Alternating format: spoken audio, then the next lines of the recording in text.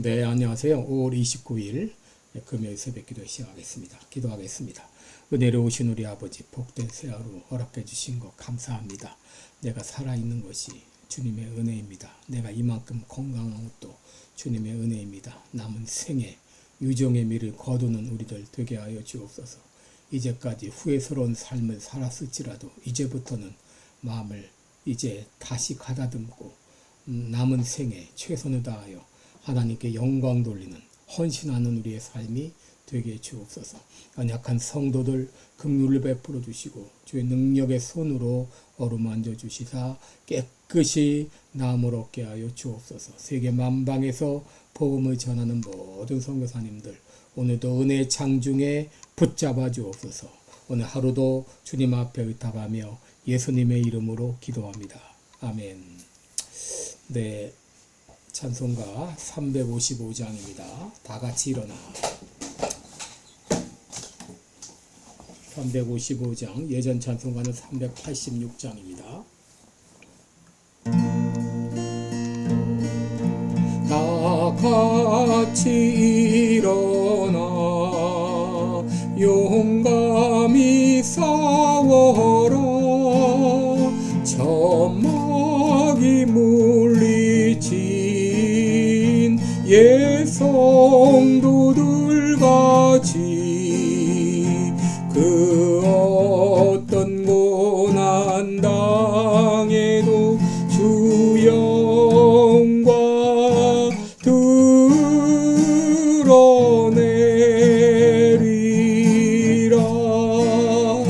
예성도 걸어간 그 길을 따라서 이 거룩한 싸움 늘 싸워 이기며 그 세상 유혹 물리쳐 내 주만 따라가리라.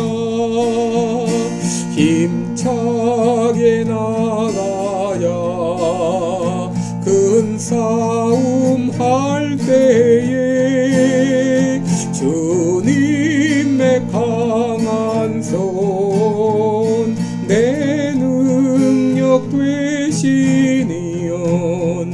저막이 능히 물리쳐 늘 승리하게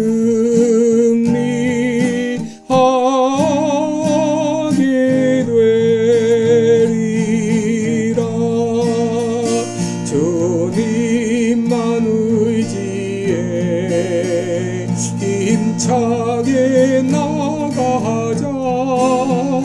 이 거룩한 싸움 곧 끝이 나리니 저 승리의 면류관을 내 주가 주시리로다.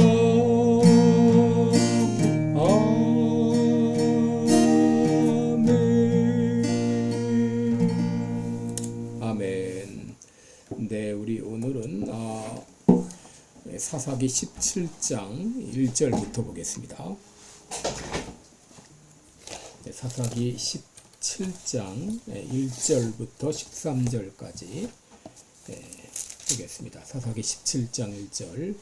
에브라임 산지에 미가라 이름하는 사람이 있더니 그 어미에게 이르되 어머니께서 은 1100을 잃어버리셨으므로 저주하시고 내 귀에도 말씀하셨더니 보소서 그 은이 내게 있나이다. 내가 그것을 취하였나이다. 어미가 가로되 내 아들이 여호와께 복받기를 원하노라 하니라. 미가가 은 1100을 그 어미에게 도로 주매 어미가 가로되 내가 내 아들을 위하여 한 신상을 새기며 한 신상을 부어 만들 차로 내 손에서 이 은을 여호와께 거룩히 드리노라. 그러므로 내가 이제 이 은을 내게 돌리리라. 미가가 그 은을 어미에게 도로 주었으므로 어미가 그 은 200을 취하여 은 장색에게 주어 한 신상을 새기며 한 신상을 부어 만들었더니 그 신상이 미가의 집에 있더라. 이 사람 미가에게 신당이 있으므로 또 에봇과 드라빔을 만들고 한 아들을 세워 제사장을 삼았더라. 그때에는 이스라엘에 왕이 없으므로 사람마다 자기 소견에 오른 대로 행하였더라. 유다 가족에 속한 유다 베들렘의 한 소년이 있으니 그는 레위인으로서 거기 우거하였더라. 이 사람이 거할 곳을 찾고자 하여 그 성읍 유다 베들렘을 떠나서 행하다가 에브라임 산지로 가서 미가의 집에 이르매 미가가 그에게 묻되 너는 어디서부터 오느냐? 그가 이르되 나는 유다 베들레헴의 레위인으로서 거할 곳을 찾으러 가노라. 미가가 그에게 이르되 내가 나와 함께 거하여 나를 위하여 아비와 제사장이 되라. 내가 해마다 은열과 의복 한 벌과 식물을 주리라 하므로 레위인이 들어갔더니 레위인이 그 사람과 함께 거하기를 만족히 여겼으니 이는 그 소년이 미가의 아들 중 하나같이 됨이라.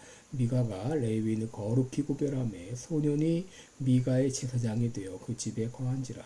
이에 미가가 가로되 레위인이 내 제사장이 되었으니 이제 여호와께서 내게 복 주실 줄을 아노라 하니라. 아멘.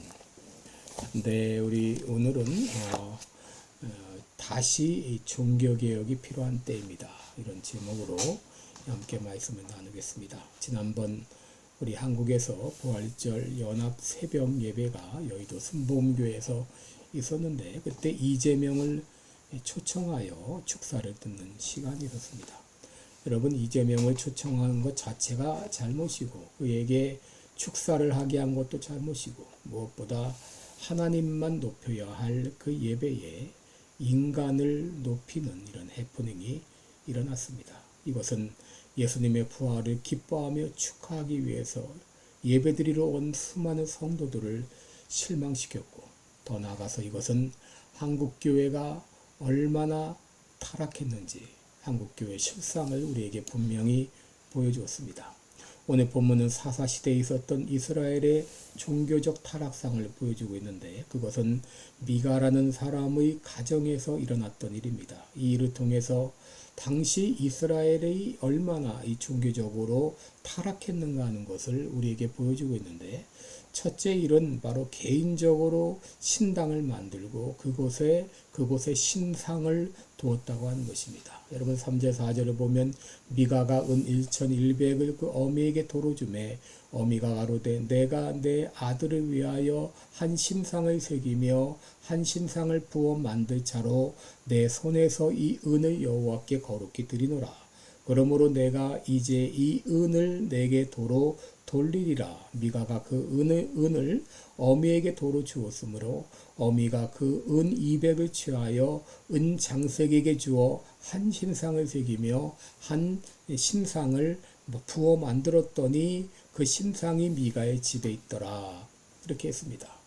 여러분, 미가라는 이름은 누가 여호와와 같겠는가 그런 뜻인데 그가 누구인지 정확히 알려져 있지는 않지만 바로 에브라임 산지에 거했다는 것으로 보아 그는 요셉의 아들 에브라임의 후손으로 볼 수 있는데 여러분, 에브라임 지파는 이스라엘에서 늘 헤게모니를 차지하려고 하는 그런 지파였습니다.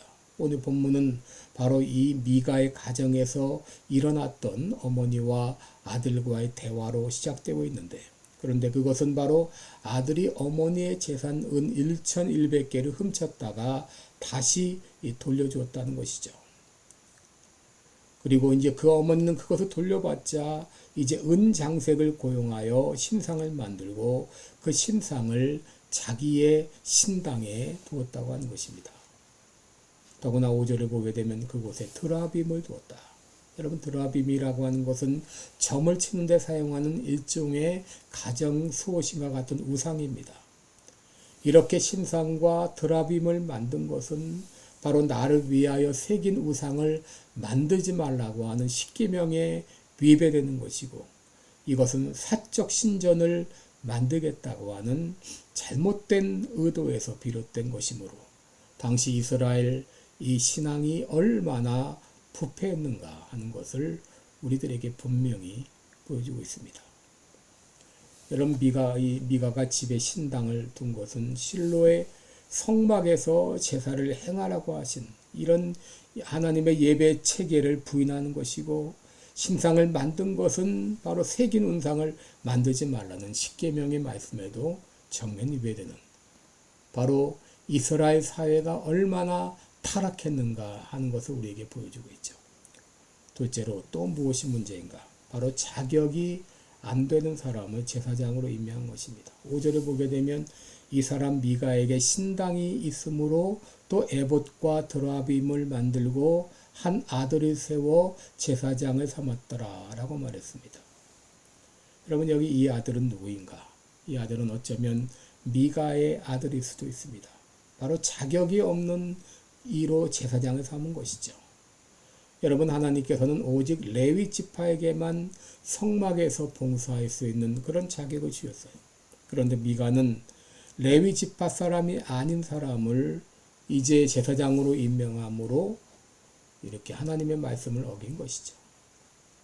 그런데 이것이 또 마음에 걸렸는지 다시 레위인을 제사장으로 임명하게 됩니다. 7절 이하를 보게 되면 유다 베들레헴에 한 소년이 있는데 바로 그는 레위 사람이었습니다. 그 소년이 베들레헴을 떠나 에브라임 산지로 행하다가 미가를 만나게 되는데 9절을 보게 되면 미가가 그에게 묻되 너는 어디서부터 오느뇨? 그러자 그는 말합니다. 나는 유다 베들레헴의 레위인으로서 거할 곳을 찾으러 갑니다. 여러분, 레위 사람이 이렇게 자유롭게 돌아다닌 것은 이건 역시 당시 이스라엘의 신앙 상태가 어떠한지를 우리에게 잘 보여주고 있습니다. 미가는 그를 만나자 그를 제사장으로 임명을 하죠. 10절을 보면 미가가 그에게 이르되 내가 나와 함께 거하여 나를 위하여 아비와 제사장이 되라. 내가 해마다 은 열과 의복 한 벌과 식물을 주리라. 이렇게 해서 그 레위인이 바로 미가의 제사장이 되어서 그 집에 거하게 되었다 그랬습니다. 그런데 그 소년 역시 문제가 있었습니다. 여기 소년이라고 하는 말은 나르라는 단어입니다. 이것은 보이, 영맨, 지금으로 말하면 청소년을 의미합니다. 그런데 여러분, 민수기 4장을 보면 하나님께서 제사장을 임명할 때 30세에서 50세로 임명하라 그랬습니다. 소년은 아직 자격이 되지 않은 것이죠. 그리고 미가가 자기가 뭐라고 이렇게 제사장을 세우나요? 자신의 개인 이 신당을 가지고 있다고 하는 것, 그리고 자격이 없는 아무나 제사장으로 임명했다고 하는 것, 이것은 당시 이스라엘이 여호와 신앙과 이방 종교가 혼합된 이런 혼합주의에 빠져 있었다고 하는 것을 알 수 있습니다. 그들은 하나님을 믿는다고 하면서도 이방 신과 우상도 함께 섬기고 있었던 것이죠. 여러분, 오늘날 한국교회의 실상을 보게 되면 이 종교적 타락이 크게 달해 있는 것을 보게 됩니다. 목회자들을 보게 되면 성적 타락과 금전적 타락과 명예와 권력을 추구하는 이런 욕심들을 너무도 분명히 볼 수 있습니다. 여러분, 오늘날 목사들이 강대상에서 왜 화려한 가운을 입고 나옵니까? 이것은 옛날 자신들이 제사장이라고 나름대로 과시하는 거 아닙니까? 왜 오늘날 목회자들이 로만 칼라 셔츠를 입나요? 로만 캐톨릭으로 회귀하는 것인가요? 또 일반 성도들의 신앙의 열도는 식어가고 예배의 참여율은 낮아지고 너무도 쉽게 죄에 물들어가고 있는 것을 보게 됩니다. 오늘날 젊은이들이 혼전 순결을 지키고 있는 사람이 얼마나 될까요? 여러분, 이제 우리는 자신들을 돌아보아야 되겠습니다. 우리는 어디서부터 무엇이 잘못되었는지, 그리고 어떻게 해야 성경적 교회로 돌아갈 수 있는지, 어떻게 우리가 바른 믿음을 가질 수 있는지, 이제 우리는 다시 이 종교 개혁의 캐치프레이즈, 오직 성경, 오직 믿음, 오직 은혜, 그리고 오직 하나님께 영광이라는 이 우리 구호를 가지고 다시 개혁의 불씨를 지펴야 되겠습니다. 그리고 나부터, 그리고 지금부터 하나부터 하나하나 고쳐감으로 다시 한번 우리 한국교회와 미주 한인사회와 이 미국의 새로운 이 종교개혁의 불길이 타오르기를 주님의 이름으로 축원합니다. 기도하겠습니다. 은혜로우신 우리 아버지, 사사시대 당시 얼마나 타락했습니까?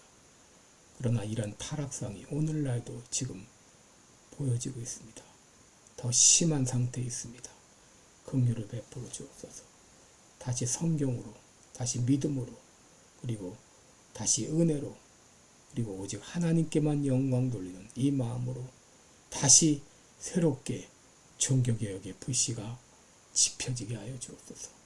감사드리며 예수님의 이름으로 기도합니다. 아멘.